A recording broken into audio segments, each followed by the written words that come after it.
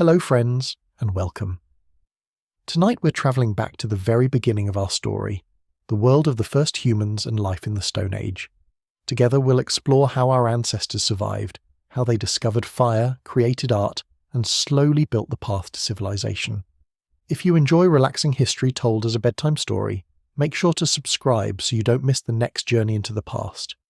Now, get comfortable, close your eyes, and let's begin. Close your eyes and imagine Earth, not as we know it, with buzzing cities and glowing screens, but as a restless young planet. The continents were not where they sit today. Africa was drifting. Europe kept bumping shoulders with Asia, and giant oceans stretched wide like endless deserts of water. Volcanoes spat smoke. Ice sheets came and went, and forests grew where deserts would someday bake. It was a world of change, a stage constantly being rearranged. Before humans walked this shifting land, countless creatures took their turn under the spotlight. Reptiles once ruled, then birds, and then, slowly, the mammals began to creep forward. Small, furry, and quick, they looked nothing like us, but inside their story was the first whisper of what would someday become human. The climate was never polite or predictable. One age was warm and swampy, another frozen and cruel. Whole species disappeared in the blink of an eye, replaced by others better suited for the chaos. It was like the planet was running constant experiments, tossing dice with life itself. Some creatures became massive, woolly beasts with tusks and armoured giants, while others stayed small and nimble, hiding in the shadows. But in this endless cycle of rise and fall, a pattern was forming. Brains were quietly getting bigger. Those little furry mammals scurrying in the dark were starting to rely less on claws and teeth, and more on cleverness. The blueprint of human intelligence was being drafted long before we ever stood upright. Millions of years passed, and out of this long, twisting story came the primates, the family we still belong to. At first, they were just small creatures climbing trees, munching fruit, and avoiding predators. They had sharp eyes, nimble fingers, and an ability to leap from branch to branch like acrobats of the jungle. But evolution has a way of shaking things up. Some of these primates started experimenting with new ways of living. They ventured out of the trees, tiptoeing into grasslands where danger was always waiting. Being upright, just a little straighter each generation, gave them an advantage. They could see farther, spot predators sooner, and even free their hands to carry things. Imagine the courage it took for one of those ancestors to step out of the forest shadows into the open plains. That single choice changed the future of life forever. Around 4 million years ago, a remarkable creature appeared, Australopithecus. They weren't exactly human, but if you squinted, you could almost see us in their faces. They had long arms for climbing, but short legs built for walking. Picture them wandering across African savannas, balancing between two worlds, the trees behind them and the open grasslands ahead. They weren't hunters of mammoths or builders of fire yet. Mostly they were just trying to avoid getting eaten. But their footprints tell us a story. These were the first real walkers. Imagine leaving behind the safety of trees and standing tall against lions, leopards, and hyenas. Bravery, or maybe desperation, was pushing evolution forward. One of the most famous members of the Australopithecus clan is Lucy. Discovered in Ethiopia in 1974, she was small, barely over 3 feet tall, but she walked upright just like us. Imagine this little ancestor strolling through the grass, carrying fruit or a stick, with a brain only a third the size of yours. And yet, in her simple steps was the beginning of everything. Cities, airplanes, TikTok videos, you name it. Without Lucy's kind learning to walk, none of that would have been possible. She probably didn't know she was making history. She was just living her life, maybe looking for food or avoiding a hungry leopard. But history, as it turns out, often begins quietly. The world they lived in was wild. Imagine waking up each day knowing you could become someone's breakfast. Lions prowled the grass, giant eagles scanned from above, and crocodiles waited in the rivers. The Australopithecines had no sharp claws, no thick fur, no massive fangs. What they had was their legs and their brains. They stuck together in groups because being alone was a recipe for disaster. They communicated with gestures, maybe with sounds that were more than grunts, but not quite language. Each day was a gamble, but slowly survival was shaping something new. Teamwork. Food was always on their minds. Some days meant fresh fruit, nuts, or roots dug up from the ground. Other days meant picking at leftovers a lion left behind. They weren't yet mighty hunters. They were opportunists. If something tasty was lying around and they could grab it without being eaten, they did. And when they discovered rocks could break bones, giving access to the fatty marrow inside, it was like winning the Stone Age lottery. Marrow was rich, full of energy, and it gave them an edge. Slowly, their diets began to fuel bigger brains, and with bigger brains came better ideas. We often think of evolution as fast, but it's more like a slow-motion movie.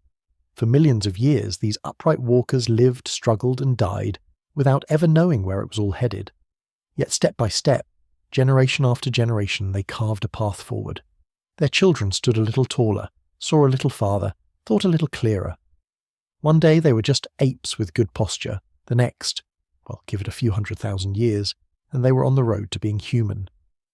It's humbling to realize we carry their stubbornness in us, the will to keep going, no matter how tough the odds. By now, Earth was still rearranging itself. Ice ages rolled in and out like slow tides, reshaping continents, rivers and habitats. Forests shrank, grasslands spread, and life adapted again and again. For our ancestors, change wasn't something you resisted, it was something you survived. If the fruit disappeared, you found roots. If the water dried up, you walked farther. If predators closed in, you learned to outsmart them. It wasn't glamorous, but it worked. Evolution doesn't reward the strongest, it rewards the survivors. So here we are, at the dawn of humanity's story.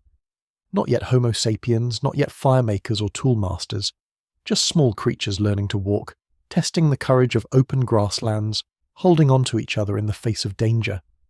From Australopithecus onward, the path to humanity was open. They didn't know it, of course. To them, life was just survival, one day at a time. But for us, looking back, it was the start of something astonishing. The first footsteps in the sand that would eventually lead to space boots on the moon. And it all began with tiny bodies, brave steps, and brains that were hungry to grow. Somewhere in Africa, about 2.4 million years ago, a quiet revolution was brewing. It didn't come with trumpets or fanfare, just a few clever creatures figuring out that rocks could be more than just things to trip over. These were the first of the Homo family. Scientists call them Homo habilis, which means handyman. Imagine being so good with tools that your species name is basically guy who builds stuff. Compared to their Australopithecine cousins, they had slightly bigger brains, shorter arms, and a knack for making sharp flakes from stones. They didn't invent the iPhone, but they did invent the first step toward it. The tools they made weren't fancy. No handles, no moving parts, just sharp rocks. But in a world where everything either wanted to eat you or steal your food, a sharp rock was a big deal. It could cut meat, crack bones, and slice plants. It meant less chewing, fewer broken teeth, and more calories from every meal.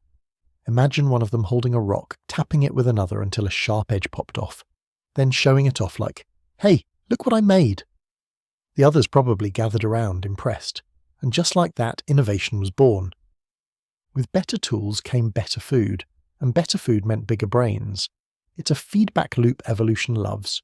Crack a bone, slurp the marrow, and suddenly your brain has more fuel to grow. And when your brain grows, you figure out better ways to get food.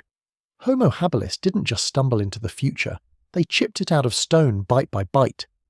They weren't yet hunting mammoths with spears, but they were getting smarter, faster, and more resourceful with every generation. Life was still tough. Predators lurked in tall grass. Food was never guaranteed, and weather could swing from blazing sun to chilling rain. But Homo habilis had something new: teamwork and planning. They travelled in small groups, shared food, and probably warned each other of danger. If someone found a good water source or a carcass to scavenge, word spread fast. They didn't have words yet, but they had meaning. Grunts, gestures, maybe even laughter. And in those shared moments, they were slowly becoming more than just clever animals. They were becoming human. Fire hadn't been tamed yet, but curiosity was growing. Imagine stumbling upon a wildfire. Lightning strikes a tree, flames roar to life, animals scatter. Most creatures run. But maybe one Homo habilis lingers at the edge, eyes wide, watching sparks drift like tiny stars. Maybe he brings back a charred branch, just to see what it smells like. That's how progress often starts, not with grand plans, but with a curious pause. One day, someone would learn to keep that fire alive. But for now, the seeds of wonder were being planted. The landscape was changing. Grasslands spread wider, forest pulled back, and rivers shifted. With each shift, Homo habilis adapted. They followed the herds, scavenged what they could, and made do with whatever the land offered. They weren't farmers or builders yet. They were wanderers, always moving, always adjusting. And in that wandering, they learned the map of the land, not drawn on paper, but stored in memory. Where to find water, where the predators roamed, where food might be hiding. It was survival turned into skill. Family bonds were everything. Without walls or locks, your safety depended on the people around you. Babies were born helpless, and raising them took a village. Well, at least a small clan. Mothers carried infants on their hips, older siblings helped forage, and everyone kept an eye out for danger. There was no childcare centre, just the collective effort of survival. And in those shared responsibilities, something else was growing. Empathy. When you care for someone else's kid, you start to see the world a little differently. Nighttime was both peaceful and terrifying. Without fire, darkness ruled. The stars stretched forever. The moon lit the land, and every rustle could be a predator. But it was also a time for closeness, huddling together for warmth, listening to the sounds of the wild. Maybe they made soft sounds to soothe each other, maybe even the first lullabies. No one knows for sure. But in that dark silence, the roots of storytelling and song were quietly taking hold. Their brains were growing, but so were their hearts. Evidence suggests they may have cared for injured or elderly members of the group. A broken leg didn't mean certain death. It meant the group slowed down, shared food, and protected the vulnerable. That's not just survival, that's compassion. And compassion is one of the most human traits we have. It doesn't come from logic or instinct, it comes from connection. And Homo habilis was beginning to understand that. They didn't leave behind temples or statues, but they left behind something just as powerful: progress. From crude stone flakes to more refined tools, from scavenging to planning, from reacting to anticipating. Homo habilis may have lived over 2 million years ago, but their legacy is still in us, in our curiosity, our problem-solving, our teamwork. They were the first real humans, and though their world was dangerous and unpredictable, they laid the foundation for everything that would follow. Every invention, every story, every dream, we owe them the first step. Picture the world about 1.8 million years ago. By now, evolution had a new character ready for the stage: Homo erectus. The name literally means upright man, which feels a little obvious, like naming a fish Swimmy Guy. But still, they were a big leap forward. They were taller, stronger, and had much bigger brains than their ancestors. Imagine walking into a camp of Homo erectus. You'd probably notice right away that they looked more human than anything before them. Less hunched, more confident, like they knew the world belonged to them just a little bit more. The biggest game changer was fire. It's hard to say exactly when they mastered it, but the evidence is clear. Homo erectus knew how to control flames. Just imagine how life must have changed the first night they sat around a fire. No more shivering in the dark, no more hiding from lions with only rocks for comfort. Fire gave them warmth, protection, and the magic of light after sunset. And of course, it turned raw, chewy meat into something a little tastier. You could say Homo erectus invented the world's first barbecue. Cooking food wasn't just about flavour, it changed everything. Cooked meat and plants were easier to chew, easier to digest, and packed more calories. That meant less time gnawing on tough roots and more time thinking, planning, and creating. Bigger brains need more energy, and fire provided the fuel. So in a way, every smartphone, every rocket, every bedtime story, you could trace them back to the first cooked meal. Who knew that tossing meat into the flames would end up changing the entire destiny of our species? But fire was more than dinner, it was safety. Predators hated it.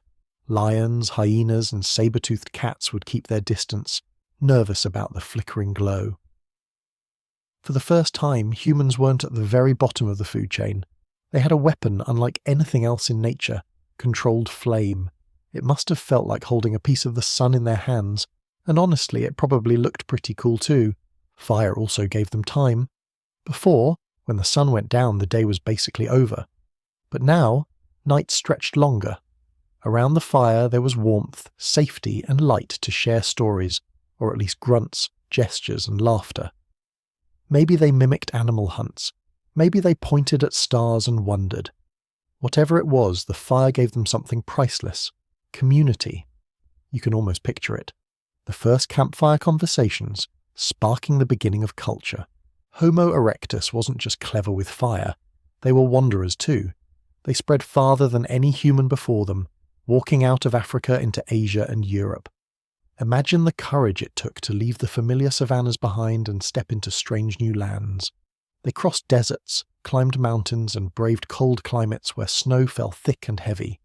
To survive, they built shelters, made clothing from animal hides, and carried fire wherever they went. They weren't just surviving, they were conquering the world one step at a time. Their tools also improved. The famous Acheulean hand axe, a teardrop-shaped stone tool, was their Swiss Army knife. It could chop wood, cut meat, or scrape hides. It was simple, yet elegant, and it stayed in use for over 1 million years. Think about that. iPhones get outdated every 2 years, but the hand axe was humanity's go-to gadget for an entire age. If there were Stone Age awards, this tool would have won Best All Around. Homo erectus lived in groups, maybe 20 to 50 strong. They hunted together, shared food, and protected each other. Bigger brains meant better coordination. They could drive herds toward traps or surround prey in open grasslands. Hunting wasn't just luck anymore, it was strategy. And with strategy came trust. If someone broke the plan, the whole group went hungry. So cooperation wasn't just nice, it was survival. You could say teamwork really did make the dream work, even 2 million years ago. It's tempting to think of Homo erectus as just a step on the ladder, but they lived longer than almost any other human species, nearly 2 million years. That's 20 times longer than Homo sapiens has existed so far. They weren't rushing. They didn't need skyscrapers or cars. For them, progress was measured in sharper tools, warmer fires, and safer nights. And maybe that's the real lesson. Survival isn't about speed, it's about balance. They found a rhythm with the world and kept it going for ages. When we look back at Homo erectus, we see ourselves. Not quite modern, but not so different either. They laughed, they feared, they loved, and they dreamed. Fire burned in their camps, tools chipped in their hands, and footsteps carried them farther than any before. They lit the first torches of human progress, and those flames are still burning inside us. Every campfire, every light bulb, every spark of inspiration, they're echoes of that first fire lit in the deep Stone Age by our upright ancestors. Now imagine life on the move. No houses, no roads, no cozy corner stores, just open land, endless skies, and the daily question, what's for dinner? For our ancestors, survival meant being hunter-gatherers. They didn't farm wheat, they didn't herd goats, they wandered, searching for whatever the land was willing to share. It wasn't laziness, it was strategy. Why plant crops that take months when you can grab berries today? Their world was a living buffet, though sometimes the buffet was empty. Every day was a gamble. Hunting wasn't a solo sport. Taking down an animal meant planning, teamwork, and a lot of patience. Imagine a group crouched in tall grass, waiting for a herd of antelope to come closer. One person makes noise, another circles behind, and suddenly the herd panics, straight into the hunter's trap. Spears flew, rocks were thrown, and if luck held, the group ate well that night. But if luck failed, they went home hungry. No Uber Eats to save the day, just empty stomachs and more walking tomorrow. Gathering was just as important as hunting, maybe even more. Women, children, and elders searched for fruits, nuts, roots, and edible plants.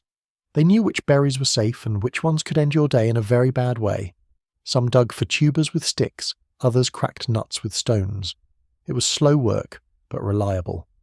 Hunting was risky, but gathering kept bellies full most of the time. In truth, it was the gathering that kept groups alive, and probably gave them more time for laughter, stories, and the occasional nap.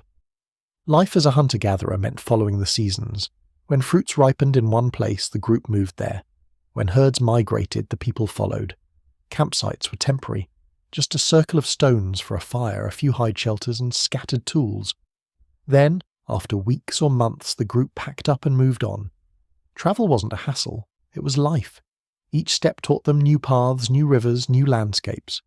Over generations, their wandering feet carved invisible maps across entire continents. Danger was constant. Predators watched from shadows, storms rolled across the sky without warning, and rivers sometimes swallowed the careless.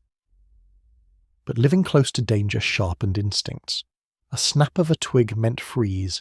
A sudden silence meant trouble.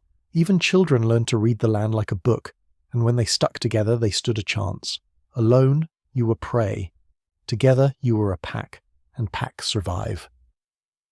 Food wasn't just about calories, it was about sharing. When the hunters returned with meat, the whole camp gathered. Everyone ate. Sharing built trust, kept peace, and ensured the group stuck together.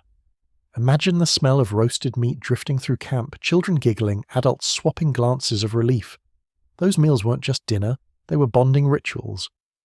And maybe that's when someone pointed to the stars and began to tell a story, sparking the first bedtime tales around the fire. Tools kept getting better. A sharp rock was nice, but attaching it to a stick. Now that was innovation. Spears, digging sticks, and woven baskets turned survival into something slightly more manageable. Every new tool meant less risk, more food, and more energy for brains to grow. Think of it this way. Every time you reach for a fork or open a fridge, you're enjoying the results of thousands of years of trial and error with sticks and stones. The environment shaped every decision. In hot savannas, shade was life. In cold forests, fur and fire were salvation. Hunter-gatherers learned to read clouds, track animal prints, and follow rivers. Nature was both friend and enemy, providing food one day, sending floods the next. They didn't control the land, they adapted to it, and in doing so, they became some of the most skilled survivalists in history. Bear Grylls would have had nothing on them. But survival wasn't just about food and shelter, it was about spirit. Evidence suggests hunter-gatherers painted their bodies, wore beads, and maybe even danced around fires. These weren't luxuries, they were reminders of belonging. When the world felt overwhelming, rituals and symbols gave meaning. It wasn't just survival anymore, it was culture, slowly taking root in the human heart. Being a hunter-gatherer wasn't easy. Some days meant feasts, others meant famine. Every sunrise brought uncertainty. Yet out of this struggle came resilience, creativity, and community. They weren't just surviving, they were writing the first chapters of humanity. Every step, every hunt, every shared meal was a rehearsal for the future civilizations to come. And though they lived without farms or cities, their way of life lasted longer than any empire ever would. The hunter-gatherers were the backbone of human history. If you could hop in a time machine and land in Ice Age Europe, you might expect to find people just like us. And in a way, you'd be right. Except they'd be broader, stockier, and probably a little tougher looking. These were the Neanderthals, our distant cousins. For a long time, they got a bad reputation as cave brutes, but the truth is far more fascinating. They were strong, intelligent, and adapted to survive in some of the harshest conditions Earth could throw at them. Honestly, they deserve way more respect than they usually get. Neanderthals weren't just almost humans. They were fully human, just a different kind. They had big brains, sometimes even bigger than ours. Their bodies were built for the cold, wide noses for warming icy air, strong limbs for trekking across frozen landscapes. If you stood shoulder to shoulder with one, you'd notice the thick bones and heavy muscles. These were survival machines. If life was a survival game, Neanderthals were playing on hard mode, and still winning, and they weren't mindless hunters. Evidence shows Neanderthals made tools every bit as clever as ours. They crafted stone blades, scrapers, and even spears strong enough to pierce through the hide of a mammoth. Picture a hunting party moving silently through snowy woods, their spears sharpened, their plan rehearsed. They didn't just charge blindly, they worked together, using strategy and skill. If you think teamwork is modern, think again. Neanderthals mastered it thousands of years ago. Neanderthals also had culture. Yes, culture. They decorated themselves with beads made of shells and bones. They may have painted their bodies with ochre, leaving hints of ritual or identity, and they definitely cared for each other. Archaeologists have found skeletons of Neanderthals who lived long after serious injuries, broken arms, missing teeth, meaning someone must have looked after them. That kind of compassion isn't brute behaviour, it's human behaviour. One of the most surprising discoveries, they buried their dead, carefully, sometimes with flowers or tools placed beside the body. That suggests they thought about death. maybe even an afterlife. Imagine standing at a grave with the cold wind howling, placing a stone tool into the earth as a farewell gift. It's a small gesture, but a deeply human one. We don't know their exact beliefs, but we do know this. Neanderthals felt grief, love, and connection. They weren't silent either. Neanderthals had the anatomy to produce speech. Maybe not Shakespeare, but they likely used words, names, and shared stories. Around the fire, they may have talked of hunts, dangers, or even dreams. Think about it. The urge to tell stories, to pass on knowledge, might be one of the oldest traits we share. And while their voices are lost to time, their echoes live on in us. Of course, life was still brutally hard. Winters were long, prey was scarce, and predators were always lurking. Wolves, cave lions, and hyenas tested their strength daily. And yet, Neanderthals endured for hundreds of thousands of years. They weren't failures, they were survivors. If you could travel back and watch them hunt, share meals, laugh and mourn, you'd realize they weren't them, they were us, just a different branch of the same family tree. And here's something even wilder. They didn't just meet our ancestors, they mingled with them. Modern DNA proves it. If you're not from Africa, about 1 to 2% of your genes are Neanderthal. That means some of their songs, their laughs, their dreams, little pieces of them, are still alive in you. They didn't vanish completely. They live on in our blood, a quiet reminder of when we were never truly alone on this planet. Eventually, though, Neanderthals disappeared. Why? No one knows for sure. Maybe climate change made life too harsh. Maybe they were absorbed into our own species through interbreeding. Maybe competition from Homo sapiens pushed them aside. Whatever the cause, around 40,000 years ago their final campfires went out. But calling them extinct feels wrong. They aren't gone, they're part of us. In every act of compassion, every tool we shape, every fire we light, their story still burns. So when you think of Neanderthals, forget the old cartoon image of grunting cavemen with clubs. Picture them as they really were, clever, caring, resilient. They weren't just cousins, they were teachers, companions, even lovers. They showed us that being human isn't about how modern your tools are. It's about how deeply you feel, how strongly you connect, and how stubbornly you survive. And in that sense, Neanderthals will always be part of the family. Every great story has a beginning, and for us that beginning was Africa. About 70,000 years ago, bands of Homo sapiens, our direct ancestors, decided to do something bold. They left. They didn't just wander a little. They began the greatest road trip in human history, the migration out of Africa.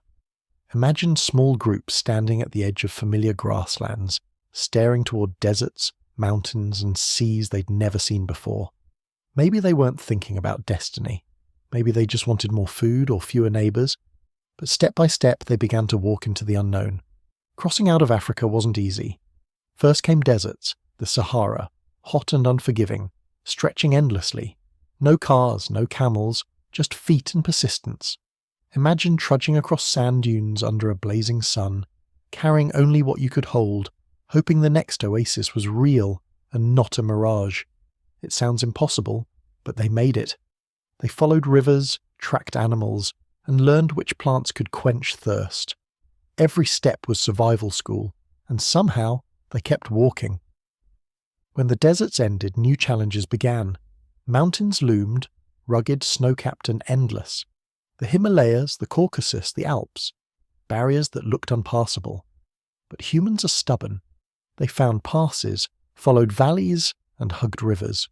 Picture a group wrapped in animal hides, snow crunching beneath their feet, breath misting in the cold. They weren't mountaineers with fancy gear.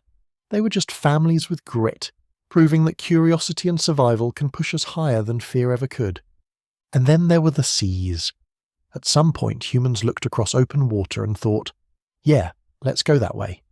That takes a special kind of courage, or maybe restlessness. They built rafts, hollowed logs, or lashed branches together, then trusted the waves. Imagine setting out with no compass, no map, just the stars above and hope in your chest. That's how our ancestors reached places like Australia and distant islands. Every shoreline they touched was proof. There was no stopping us. As humans spread, they met new lands filled with strange animals, giant sloths in the Americas, kangaroos and wombats the size of cars in Australia, woolly mammoths in Europe. For each new land they had to adapt, different plants to eat, new predators to avoid, new climates to endure. Some groups learned to hunt in snowy forests, others in tropical jungles. Each place shaped them differently, but they were still connected, threads of the same wandering story. Of course, we weren't alone. On their journeys, Homo sapiens encountered other humans, Neanderthals in Europe, Denisovans in Asia. Sometimes they fought, sometimes they mingled, and sometimes they fell in love. Modern DNA still carries their fingerprints. If your ancestry traces outside Africa, you carry little pieces of those meetings inside you. That means we're all walking family albums carrying ancient encounters in our blood. Migration wasn't just about finding food, it was about curiosity. Humans have always looked at the horizon and wondered what lies beyond. That same urge that pushed us out of Africa later pushed us across oceans and eventually into space. It's in our DNA to move, to explore, to see what's next. Imagine a child tugging at their parent's hand, pointing at distant hills. Let's go there. And so they did. Not every journey ended well. Some groups likely vanished, lost to storms, droughts, or predators, but others thrived, leaving descendants who still live in those regions today. Each success was hard won. Every valley crossed, every ocean braved was a victory of willpower over fear. By the time the Great Migration slowed, humans had reached nearly every corner of Earth. From frozen tundra to steaming jungles, we claimed it all. And here's the wild part. This wandering was so successful that within a few thousand generations, humans went from a few scattered tribes in Africa to millions spread across the planet. Every culture, every language, every tradition traces its roots to those brave steps out of Africa. The story of humanity isn't just about staying alive, it's about moving forward, even when the path is unknown. So the next time you stare at a map or look up at the night sky, remember, we come from wanderers. Our ancestors walked out of Africa with nothing but stone tools, fire, and determination. And from those humble beginnings, they filled the earth with songs, art, and stories. Their footsteps are still inside us, urging us onward. The Great Migration never really ended, it just changed directions. Now, instead of crossing deserts, we're crossing galaxies in our imagination. But the spirit is the same, always searching, always moving, always human. Imagine the end of a long day, the hunters return, the gatherers set down their baskets, and the children are finally worn out from chasing each other. The fire flickers in the middle of camp, smoke curling into the sky. This was the heart of Stone Age life. The hearth. It wasn't just where food was cooked. It was where bonds were built, laughter echoed, and fears were soothed. The hearth was the first living room, the first kitchen, and maybe even the first stage for storytelling. Family wasn't exactly like ours today. There were no white picket fences or cozy suburban houses. Instead, family meant everyone in the group. Parents, children, cousins, grandparents, and even unrelated members who stuck around long enough to be adopted. These bands of 20 to 50 people relied on each other for everything: food, protection, and comfort. If one person failed, the whole group felt it. If one succeeded, everyone celebrated. It wasn't me, it was always we. Around the fire, stories were born. Maybe they weren't polished epics yet, but they had beginnings. A hunter reenacted the chase of a deer, making the kids giggle. A mother hummed a tune to calm a baby. Someone pointed at stars and gave them names. These simple acts of sharing were the seeds of culture. They gave meaning to life, turned lessons into memories, and made sure no one felt alone in the vast, unpredictable world. Food brought everyone together. Hunters supplied meat, gatherers brought roots, nuts, and berries, and the fire turned it all into a feast. Meals weren't just about filling stomachs, they were about connection. Passing food across the fire, chewing slowly, sharing glances of relief. It was more than eating, it was trust. In a harsh world, the hearth was a reminder that you weren't struggling alone. The hearth was also safety. Predators lurked at the edges of camp, but fire kept them at bay. That glow was more than light. It was protection. Imagine lying down at night with the fire crackling, embers glowing like stars on the ground, and knowing your group was watching over you. In the distance, wolves might howl, but here in the circle of warmth you were safe. Children learned by watching. There were no schools, no teachers with chalkboards. Instead, kids sat beside their elders, mimicking tool-making, practicing gathering, or learning to track prints in the dirt. They played games that taught survival, throwing sticks, hiding in tall grass, racing each other across the camp. Childhood was training for life, disguised as fun. And every child carried the future of the group in their small, curious hands. Elders too had their place. Even when bones grew stiff and hands trembled, they carried something more valuable than speed or strength: wisdom. They knew which plants healed wounds, which caves sheltered from storms, which trails led to water. Around the hearth, they became the first teachers, passing knowledge down through stories and advice. In their wrinkles was the memory of the tribe, a library carved into skin and bone. The hearth was also where feelings lived. Here, bonds were strengthened. A touch on the shoulder, a shared laugh, even tears for someone lost. Early humans weren't robots. They felt deeply. They worried about their children, they mourned their dead, they celebrated victories. The firelight softened everything, making harsh realities a little easier to bear. If humanity had a soul, you could say it first, glowed in the flames of the hearth. Music too may have been born here. Simple rhythms with sticks, maybe whistles from bird bones or the clap of hands. Around the fire, sound turned into song, and song turned into memory. Think of the comfort of a lullaby in a dangerous world. The gentle reminder that someone cared for you, even as shadows moved outside the circle. Music wasn't just entertainment, it was connection, carrying love through sound. So when we think about family and community in the Stone Age, it's not so different from today. Yes, their homes were hide shelters and caves, not apartments or houses. Their meals were roots and roasted meat, not pizza delivery. But the feelings, the love, the laughter, the bonds, those were the same. The hearth wasn't just firewood and flame. It was the birthplace of community, the original heartbeat of humanity. Picture it. Deep inside a cave, the air is cool and damp, the walls slick with minerals, and the only light comes from flickering torches. Shadows dance across the stone, and suddenly, you see them. Horses, bison, deer, mammoths. Painted in reds, blacks, and yellows. These weren't doodles. They were the first art galleries in history, carved and painted by our ancestors tens of thousands of years ago. For humans who lived each day in survival mode, taking time to create art was something extraordinary. It meant imagination had arrived. The famous caves of Lascaux in France and Chauvet before them show just how skilled these early artists were. They didn't just paint stick figures, they captured movement, shading, even perspective. Horses gallop across walls, bison twist and turn, mammoths thunder through the stone canvas. Imagine crouching in that darkness, grinding pigments from minerals, mixing them with spit or fat, and pressing colour against rock. It wasn't easy, but they did it anyway, leaving behind stories that outlived them by tens of thousands of years. Why did they do it? No one knows for sure. Some think it was hunting magic. Painting an animal meant controlling it, maybe ensuring success in the hunt. Others believe it was spiritual, a way to honour the creatures they depended on.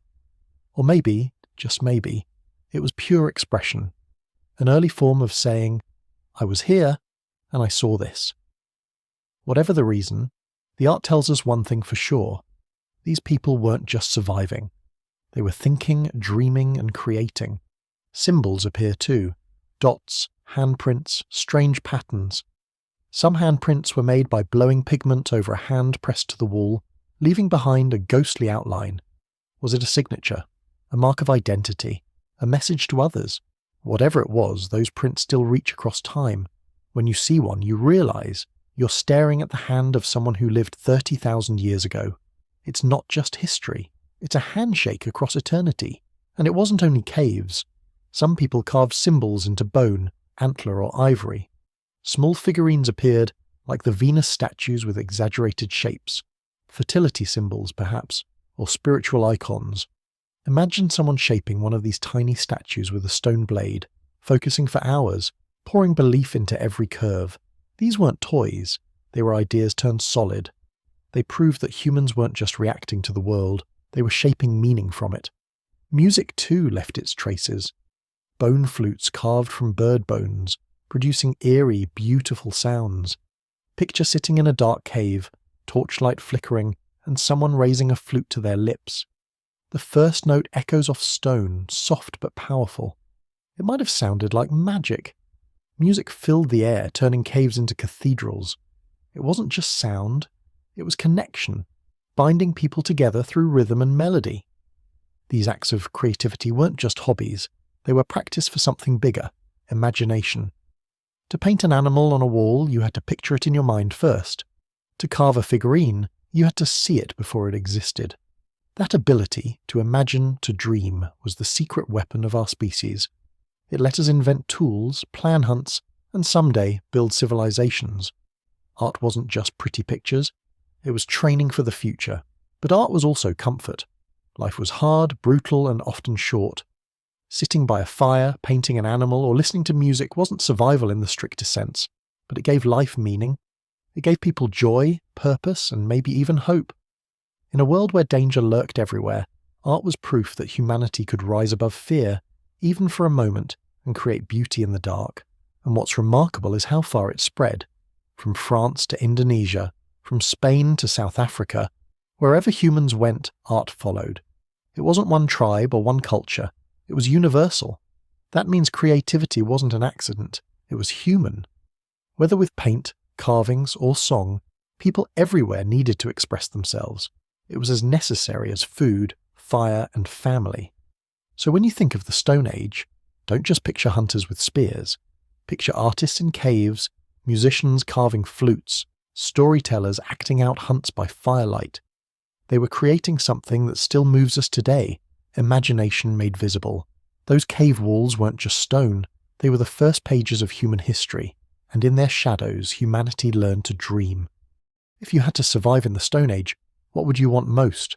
Fire is a good choice, but second on the list. Tools, sharp, sturdy, reliable. For millions of years, stone was humanity's Swiss army knife. Early humans chipped, shaped, and sharpened rocks until they became knives, scrapers, and axes.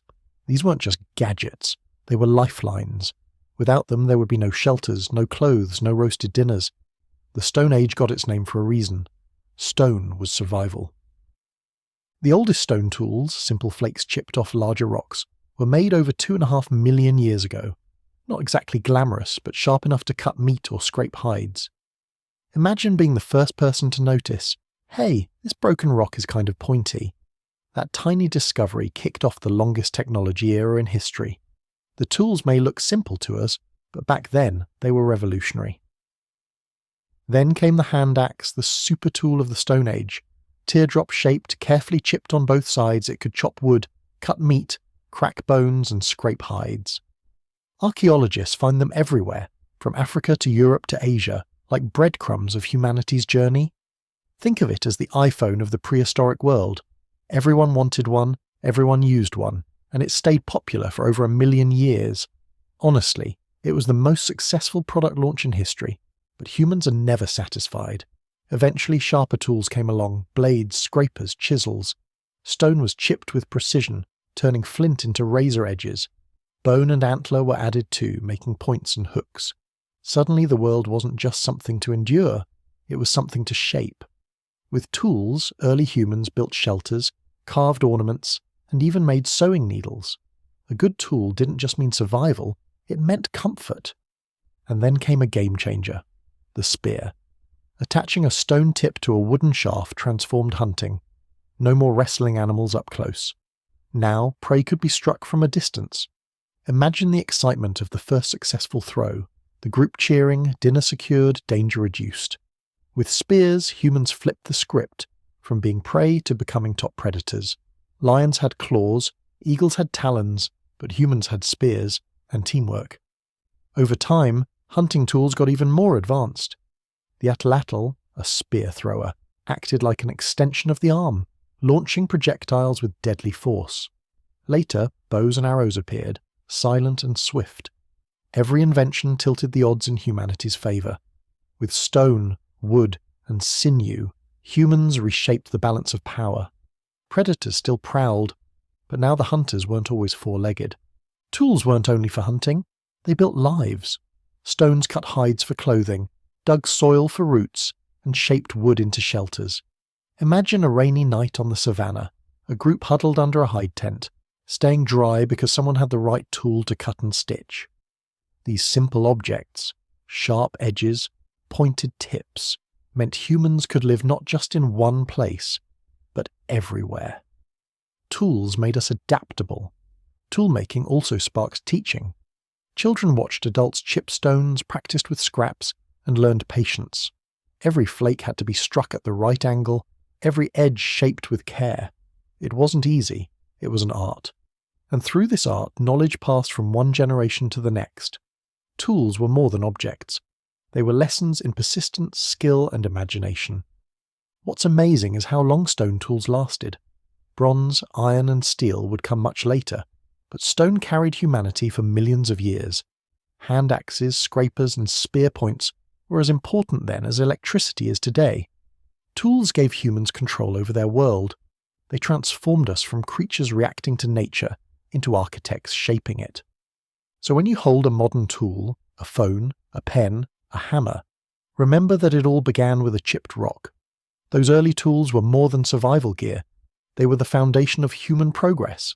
Every skyscraper, every spaceship, every invention owes its existence to the first person who chipped stone and saw possibility in a sharp edge. The Stone Age wasn't just an age of survival. It was the birthplace of innovation.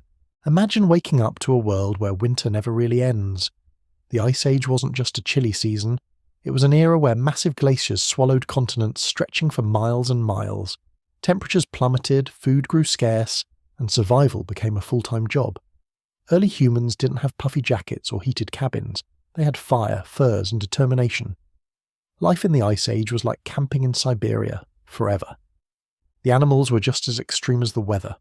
Mammoths trudged through the snow like woolly tanks. Saber-toothed cats lurked in the shadows, their fangs like daggers. Woolly rhinos, cave lions, giant elk. The land was full of beasts that looked ripped straight from a fantasy novel, and yet humans faced them with nothing more than stone spears and courage. Hunting one mammoth could feed a group for weeks. Of course, it could also stomp you flat. High risk, high reward. Clothing became a matter of life and death.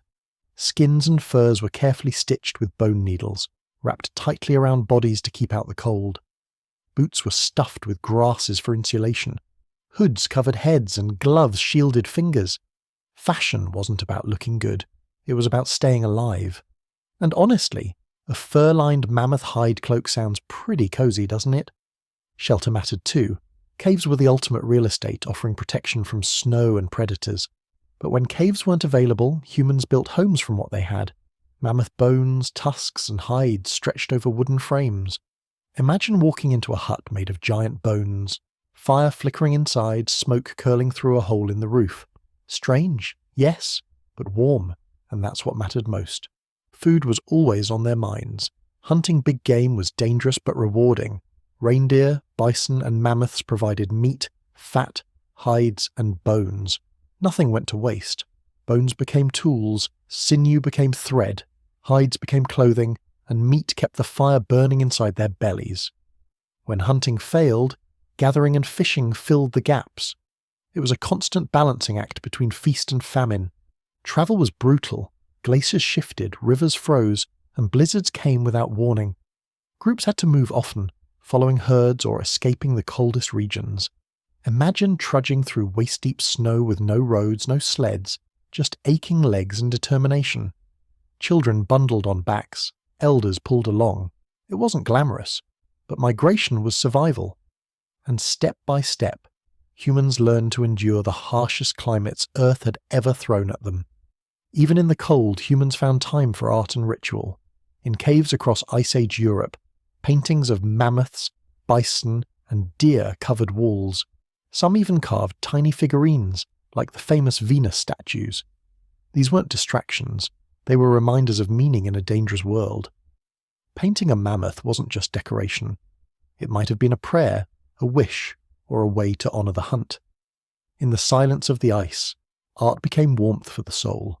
Fire was life. At night, flames kept the dark at bay, offering heat and safety from predators. In snowstorms, fire was the difference between shivering until death or waking up to see another sunrise. Carrying fire became an art. Embers transported in bark or shells so flames could be restarted on the move. It wasn't just survival. Fire was hope, carried carefully from camp to camp, like a heartbeat never allowed to stop. Despite the danger, humans thrived. They adapted, endured, and even grew stronger. Where others might have frozen, humans invented, imagined, and innovated. Each challenge forced them to get smarter: better clothing, better weapons, better teamwork. Slowly, Ice Age landscapes filled not just with animals, but with human footprints. The glaciers may have ruled the land, but humans ruled survival.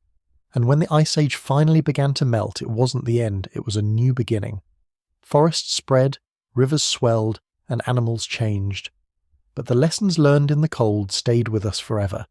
Resilience, cooperation, creativity, these were Ice Age gifts. So next time you bundle in a blanket on a chilly night, remember, you're practicing a survival skill honed by your ancestors, who faced glaciers with nothing but fire, fur, and stubborn courage. When you live in a world full of danger, mystery, and uncertainty, it's natural to start asking questions. Why does the sun rise? Why does the storm rage?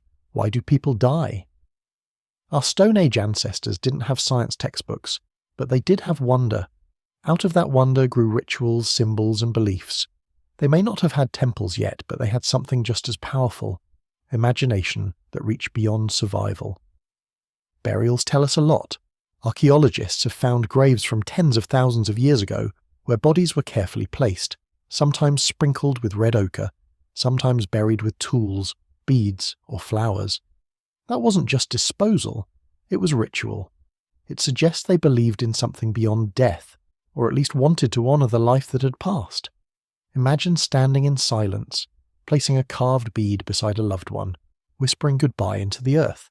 It was grief, love, and hope, all rolled into one gesture. Shamans may have been the first spiritual leaders, dressed in animal skins painted in ochre, wearing feathers or bones. They stood at the edge between the natural and the unseen. Maybe they healed with herbs, maybe they led ceremonies, maybe they claimed to speak with spirits. Whether real or symbolic, shamans gave structure to mystery. In a world of chaos, they offered meaning. Animals weren't just food, they were sacred. Mammoths, bison, lions, and deer often appeared in art, sometimes with exaggerated size or detail. That wasn't just decoration, it was reverence. To hunt an animal meant life or death, so it made sense to treat them with respect, maybe even to thank their spirits. Imagine a hunter whispering to a fallen deer, touching its antlers in gratitude before bringing it home. Fire, too, was sacred. More than heat and light, fire was a symbol. Its sparks rose into the night like stars. Its warmth felt like a gift from the sky. Some groups may have treated it as a spirit itself, feeding it wood as offerings.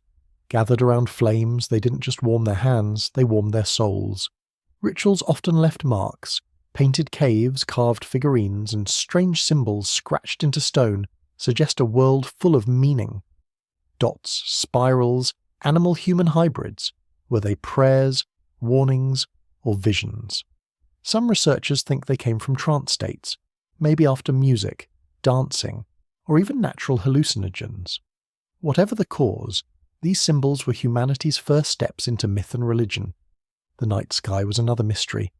Imagine lying on your back staring at a sky free of city lights, millions of stars, the glowing river of the Milky Way, the phases of the moon. To our ancestors, the heavens weren't just pretty, they were powerful. Stars became ancestors, constellations became animals, the moon became a guide. The first myths probably started with someone pointing upward and saying, "That's where the spirits live." Ritual wasn't just about death or mystery, it was about life. Fertility statues, like the famous Venus figurines, suggest reverence for birth and abundance. Some were small enough to carry, maybe as charms. They celebrated the power of women, the gift of new life, and the hope of survival for the next generation. In a harsh world, fertility was sacred. Music, rhythm, and dance may have tied it all together. Picture a group drumming on logs, clapping, singing, stomping around the fire in rhythmic circles. Not just fun, but ritual, shaking off fear, building unity, and touching something beyond the physical. In those moments, survival wasn't the only goal, meaning belonging and transcendence were just as important. So when we think of the Stone Age, it's not just stone and survival, it's spirit. These people looked at the world and saw more than danger. They saw wonder. They honoured animals, carried charms, buried their loved ones with care, and painted their dreams onto cave walls. In their rituals, they weren't just surviving. They were reaching for something bigger, something timeless. And in many ways, those same rituals live on in us today. Every song sung, every candle lit, every prayer whispered. If you've ever tried living with roommates, you know community isn't always smooth sailing. Early humans understood this too. Cooperation kept everyone alive, but conflict was always lurking. In small bands of 20 to 50 people, you shared food, fire, and shelter. But you also shared jealousy, rivalry, and disagreements. Our ancestors had to figure out how to live together, or risk falling apart. Cooperation was the glue. One hunter alone couldn't bring down a mammoth, but 20 hunters with spears, shouts, and strategy. That was dinner for weeks. Gathering too was a group project. Women, children, and elders searched for roots, nuts, and berries, working together to fill baskets. Even simple tasks, watching for predators, carrying water, were shared. Everyone contributed, or the system cracked. But where there's sharing, there's also arguing. Who gets the biggest piece of meat? Whose tools are sharper? Who decides where to set up camp? Conflict wasn't new. It was as old as humanity itself. Sometimes it meant shouting, sometimes sulking, maybe even a shove or two. But too much fighting could fracture the group. So leaders, or maybe just the most respected elders, had to step in, keeping peace before things got ugly. Still, cooperation usually won. Humans weren't the fastest, strongest, or fiercest species on Earth, but they were the best at teamwork. A group working in sync was a force of nature. One person built fire, another sharpened spears, another soothed crying children. Division of labour wasn't a business idea, it was survival, and when everyone did their part, the group thrived. Trade began to appear between groups. Maybe it was simple at first, stone from one valley for shells from another, but trade built relationships beyond blood ties. It meant strangers could meet and walk away as friends, not enemies. Over time, this habit of sharing goods helped knit together wide networks of humanity. It wasn't just about objects, it was about trust. Of course, not all encounters ended peacefully. Resources were scarce. Rivers dried up, herds moved on, and sometimes hunger outweighed kindness. Bands might clash over territory or food. Conflict could turn violent. Stones and spears flying, shouts echoing in the wild. These weren't wars with armies and flags, but they were the seeds of competition that would one day shape entire civilizations. Even within groups, jealousy brewed. Maybe someone had more hunting success, or someone else wore the nicest bead necklace. Social tension wasn't invented in modern high schools, it existed around Stone Age campfires too. But groups learned to manage it. Laughter, stories, rituals, and sharing smoothed out rough edges. Survival required compromise. After all, you can't storm off dramatically when the nearest neighbour is 50 miles away. Love and partnership also shaped relationships. Bonds between mates helped keep children safe, and affection added strength to the group. These weren't arranged marriages with contracts, just connections born of survival and care. A shared glance while gathering berries, a gesture of food offered at the fire, small signs of love lit up the Stone Age too. The balance between cooperation and conflict was delicate, but it worked. Without cooperation, humanity would have starved. Without conflict, we wouldn't have learned to defend what mattered. These two forces, working together, clashing apart, shaped human nature. We're still balancing them today, just with less spears and more Wi-Fi arguments. So when we look back, early human relationships weren't so different from ours. They laughed, fought, shared, forgave, and sometimes split apart. Community was fragile but vital. Conflict was dangerous but unavoidable. In the end, it was cooperation that let humanity rise above the odds. The story of us is the story of learning how to live together, even when we don't always get along. When you picture the Stone Age, the first home that probably comes to mind is a cave. And you're not wrong. Caves were prime real estate. They offered protection from wind, rain, snow, and predators. If you could find a good cave near water and food sources, you basically hit the jackpot. But the Stone Age wasn't just about caves. Humans were creative. When caves weren't available, they built their own shelters. Proof that home has always been wherever we decide to make it. Inside caves, life was surprisingly cozy. Fires lit up the darkness, hides were spread across the ground, and tools were tucked into corners.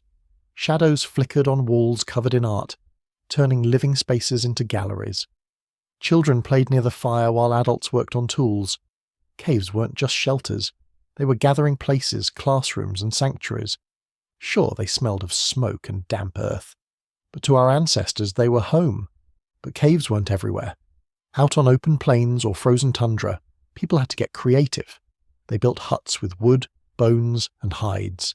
Imagine stretching mammoth skins over a frame of tusks, with smoke curling out of a hole in the top. It might not win any design awards today, but in the Ice Age, it was survival genius.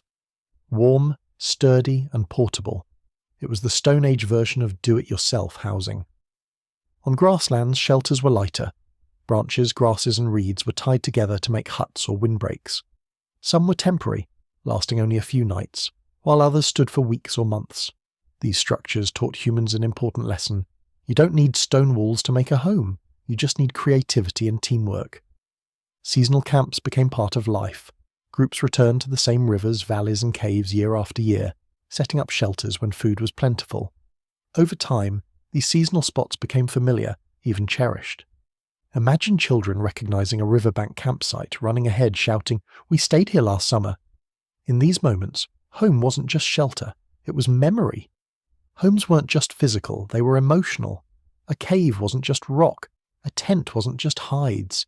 They were places of safety, laughter, and togetherness. After long hunts or exhausting treks, stepping into the warmth of camp must have felt like stepping into peace. Home meant firelight flickering on faces you loved, and the comfort of knowing you belonged. Building homes also sparked new skills. Cutting wood, shaping stone, sewing hides. These were as important as hunting. Everyone played a part, even children helped gather branches or weave grasses. In the process, humans learned to bend nature to their needs. These early building projects planted seeds for the villages and cities that would come much later. Some shelters were surprisingly complex. Archaeologists have found remains of circular huts with multiple rooms, storage areas, and even drainage systems. That means planning, foresight, and community effort. People weren't just surviving day to day, they were designing spaces to last. Each hut or cave became a reflection of human imagination and cooperation. And of course, the hearth was the centre. No matter if you lived in a cave, a hut, or a grass shelter, the fire was always at the heart of the home. It warmed, it cooked, it protected, and it gathered. Around the hearth, life slowed down, meals were shared, stories were told, and songs filled the air. That glow was the pulse of every Stone Age household. So when we think of the first homes, it's not about walls or roofs, it's about belonging. Whether under stone, hide, or grass, humans made spaces of safety, memory, and love. Those first homes weren't perfect, but they were enough. And from them grew villages, towns, and the idea that home is more than a shelter. It's where your people are. For hundreds of thousands of years, humans lived as hunters and gatherers, moving with the seasons, following herds, and carrying their homes on their backs. But around 12,000 years ago, something began to change. The Earth was warming after the Ice Age. Glaciers melted, rivers swelled, and new plants sprouted across the land. Suddenly, people weren't just chasing food, they began to notice they could make food stay put. That simple shift was the first step toward farming. It probably started small. A seed dropped near camp one year, and by the next year a plant grew where none had been before. Someone must have noticed. If we plant seeds, they come back. That spark of realization changed everything. Slowly, humans began planting wild grains, tending patches of barley and wheat, and staying a little longer in one place. It wasn't full-time farming yet, more like experimenting with nature. But it was the beginning of a revolution. Domestication of animals followed. Dogs were the first. Descended from wolves, they began hanging around camps, offering protection in exchange for scraps. Later came goats, sheep, and eventually cattle. Instead of chasing herds, people started bringing the herds to them. Imagine the relief of waking up and finding food literally outside your shelter. No dangerous hunt required. Farming and herding made survival a little more predictable. Of course, farming wasn't instantly better. Fields had to be cleared, seeds planted, crops protected from pests and drought. It was back-breaking work.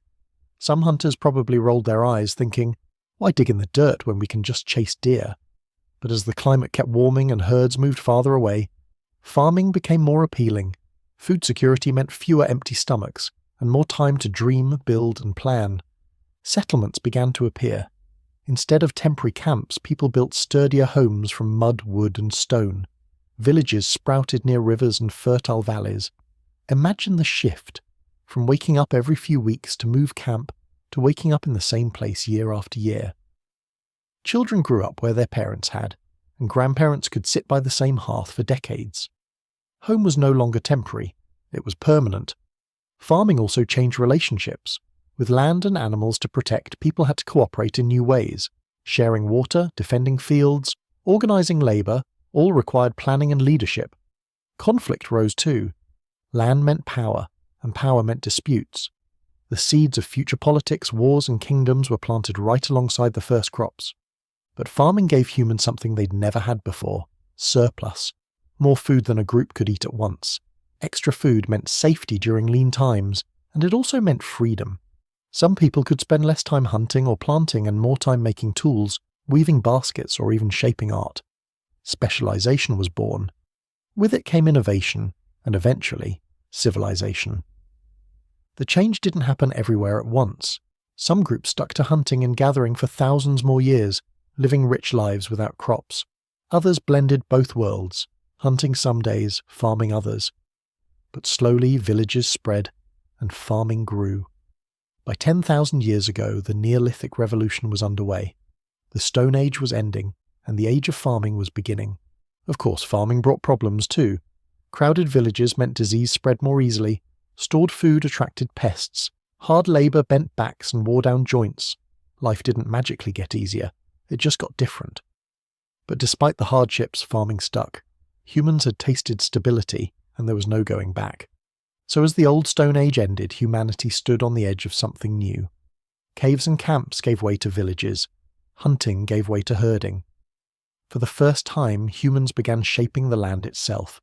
It was the dawn of farming, the birth of settlements, and the quiet beginning of civilization.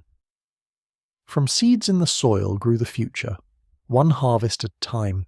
The Stone Age was never meant to last forever. Step by step, fire, tools, art, and farming built a foundation for something bigger. By the end of the Stone Age, humans were no longer just surviving day by day, they were preparing to shape the world itself. Villages grew, fields stretched wide, herds of animals grazed under human watch. Humanity stood on the edge of a new chapter: civilization. With farming came permanence. No longer wandering, people built stronger houses, sometimes with multiple rooms, storage pits and walls. Entire communities gathered in one place, bound together by land, harvests, and shared protection. For the first time, children could grow up where their parents had grown up, and grandparents could see the same horizon every day. Home wasn't just shelter anymore, it was identity. Surplus food changed everything. When the harvest was good, not everyone had to farm. Some people could specialize: toolmakers, potters, weavers, or healers. Innovation took root. Clay pots carried water, woven baskets stored grain, and stronger tools made work faster. Communities were no longer just surviving, they were improving. Each invention made life a little easier, and the future a little brighter. Trade blossomed. Communities swapped grain for obsidian, shells for hides, flint for pottery. Goods travelled across rivers and valleys, linking distant groups together. But more than goods, it was ideas that travelled. Better ways to build, new ways to hunt, fresh songs and rituals. Trade wasn't just economic, it was cultural. It made the human story a shared story. Belief systems grew too. With villages came temples, shrines, and rituals tied to harvests and seasons. The earth became sacred, rivers divine, the sky a canvas for gods. The spiritual whispers of the Stone Age grew louder, shaping myths that still echo today. Humans weren't just feeding bodies anymore, They were feeding souls. But with growth came problems. Crowded villages spread disease more easily. Disputes over land turned into serious conflicts. The more people settled, the more rules they needed. Leaders emerged, not just hunters or elders, but organizers, planners, maybe even the first chiefs. The seeds of government were planted in these little farming villages. Civilization came with both cooperation and control. Still, the progress was unstoppable. Stone tools gave way to polished axes, stronger houses, and larger communities. Each generation built on the work of the last. Hunters and gatherers had given the world fire, art, and spirit. Farmers gave it permanence, stability, and growth. Together, these gifts pushed humanity out of the Stone Age and into the dawn of recorded history. The legacy of the Stone Age is everywhere. Every fire we light, every tool we use, every story we tell has roots in that time. The hearth became the fireplace. The cave paintings became cathedrals and museums. The first seeds in the soil became modern cities. Even the simple act of sitting together at a meal traces back to ancestors sharing roasted meat by firelight. It's easy to think of the Stone Age as primitive, but it was anything but simple. It was an age of invention, adaptation, and imagination. Without it, there would be no pyramids, no empires, no skyscrapers or rockets. The Stone Age was the bedrock of civilization. Everything else is built on it. So as we close the chapter on the Stone Age, remember, those early footsteps still echo in us. Every time you create, share, love, or dream, you're continuing their story. The Stone Age may have ended, but its spirit lives on in our hands, our hearts, and our imaginations. From chipped stones to shining cities, humanity has always been building, always moving forward. And it all began with the first spark in the dark. I hope you enjoyed watching, and if you have a moment, please give the video a like and subscribe for more stories about history.